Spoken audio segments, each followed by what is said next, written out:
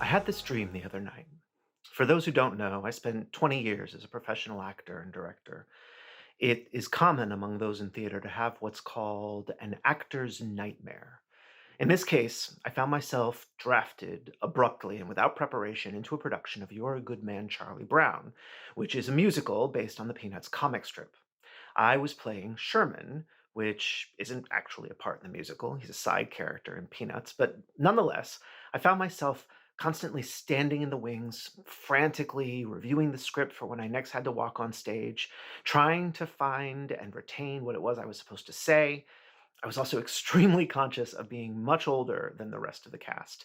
Normally, You're a Good Man, Charlie Brown is cast with 20 somethings, but I've just turned 51. And on top of feeling unprepared and unsure, I was deeply aware of how out of place I was. Even though my last professional gig as an actor is almost 15 years ago, I still have these dreams now and again when I'm feeling overwhelmed. And in 2020, feeling overwhelmed sometimes feels like par for the course. But thinking about this dream, I was brought back to the beginning of the fellowship, knowing I was embarking on a year-long journey of learning and growth, and I was feeling this way then. After all, I had the good fortune to grow up with privilege, a white man in a wealthy country. My education on equity in general and health equity in particular was just beginning. I preemptively felt out of place, unsure, and unprepared.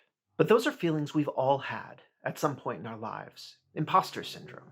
Feeling that whether it's our race, gender, background, experience, we don't deserve to be at the table. And suddenly I realized that my feelings were just a shadow of those felt by students from backgrounds historically excluded from medicine. Uncertainty, isolation, being overwhelmed. This commonality isn't what brought me to the fellowship or to this work at the American Medical Association where I work, but this year together has helped me find and value that hint of the experience that these candidates to medical school must feel. And there is no question that these feelings, writ large, are part of the forces that keep our medical student population looking white and well off, even as the patient population in the United States grows ever more diverse. In the 2019 to 20 year, Black or African American men made up 3.6% of entering medical students, despite being 6.4% of the US population. Latinx applicants made up just under 8% of accepted students, while making up almost 20% of the population. And there are several studies showing that these disparities have real consequences in practice. Just as one example, a recent study from the National Academy of Sciences showed that while Black newborns die at 3 times the rate of white newborns, that penalty is halved when Black newborns are cared for by Black doctors. A diverse physician workforce saves lives and helps relieve health inequities.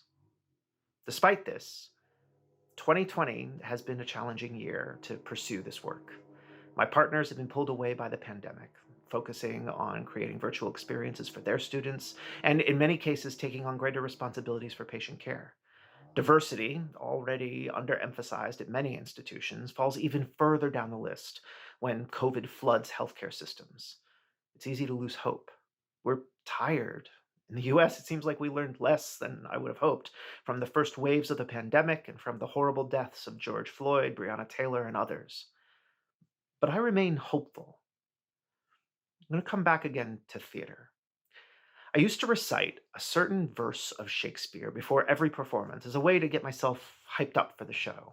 It's from the prologue of Henry V. Oh, to be inspired, to have a muse of fire to light up our brains with ideas and solutions. Oh, to have the whole world to impact with those ideas and the cooperation of powerful people to bring those ideas to life. And I am inspired in this fellowship, in the persons of my peers within the Atlantic Fellows for Health Equity. I have my muse of fire, and we have the power to bring our ideas to bear on the world. Another of my favorite quotes was above the entrance to the old Goodman Theater here in Chicago. It went, "You have in your hands the power to weave the dream the poet promised us." I always loved that quote. The script is only potential. Our ideas are but potential. My number one takeaway from this fellowship, this journey in 2020, the year of the pandemic, is that we have the power to weave a better reality. You have inspired me to make a better dream and work to bring it to life. I hope you will keep dreaming, keep weaving, keep working for a better world too. Thank you all.